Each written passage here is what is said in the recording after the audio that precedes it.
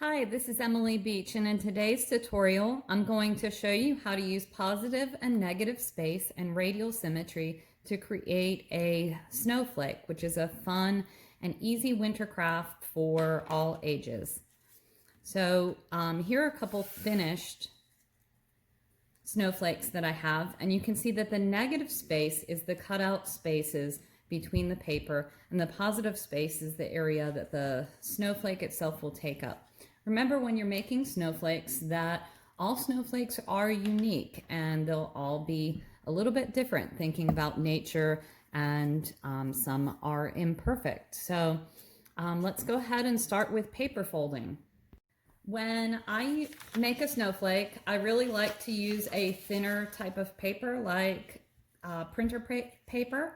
And printer paper is rectangular, and what we need to do is to get it into a square shape. So to do that, I'm going to take the bottom corner and fold it up at a diagonal until the bottom edge is parallel to the side edge, and then I'm just going to crease along it. If you want to take a pencil or a pen and just rub along that crease just to make sure it's a good crease.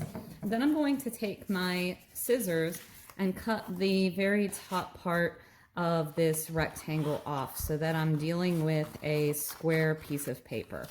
So I'll just unfold it just so that you can see. Now it's a square. I'm going to go ahead and fold that back up.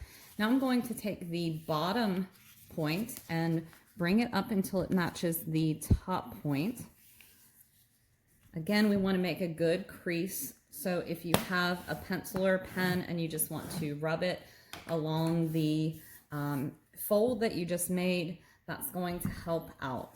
Now I'm going to turn this so that my flat side is at the top, and I'm going to fold both of these, the left and right points together.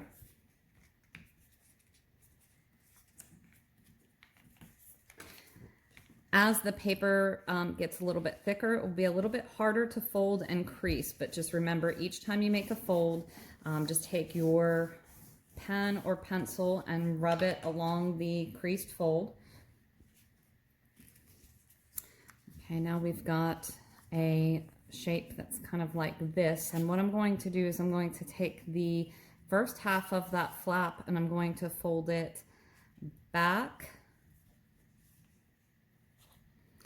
so that the fold is now parallel with the right hand side.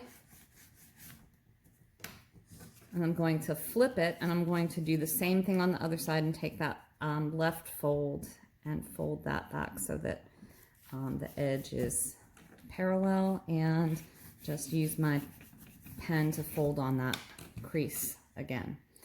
So now I have some little points that are sticking out at the top. I'm going to cut those off.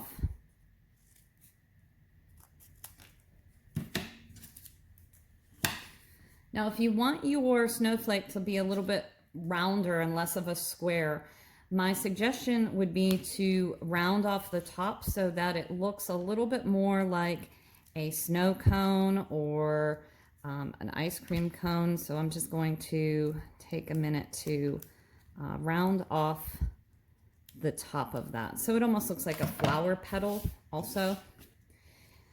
Then if you like, you can go ahead and start cutting negative shapes or spaces out, or if you want to sketch them out with a pencil. So I did this one with pen so that it would be a little bit easier to see. And this one I cut into a point at the top. So you could do a point or rounded. There's really no rules here. And then you're going to think about cutting out those negative spaces. You want to make sure the negative spaces do not touch, or your snowflake will fall apart. So I'm going to cut shapes out of the left side and the right side, and they are not to touch. And so I'm just going to go ahead and make sure you've got a nice sharp pair of scissors to do this with. Another great tool to use when you're making snowflakes is a hole punch if you wanted to punch holes in the center.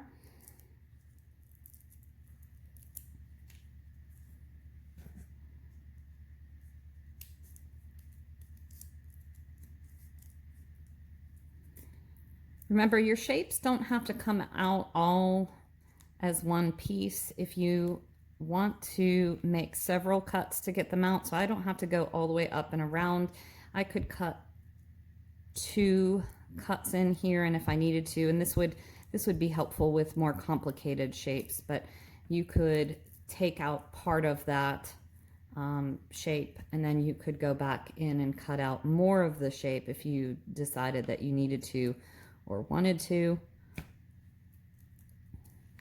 And straight cuts are probably the easiest types of lines to cut into your snowflake when you're starting out, but you can get a little bit more intricate and try some curved cuts once you get used to the feeling of making the snowflake.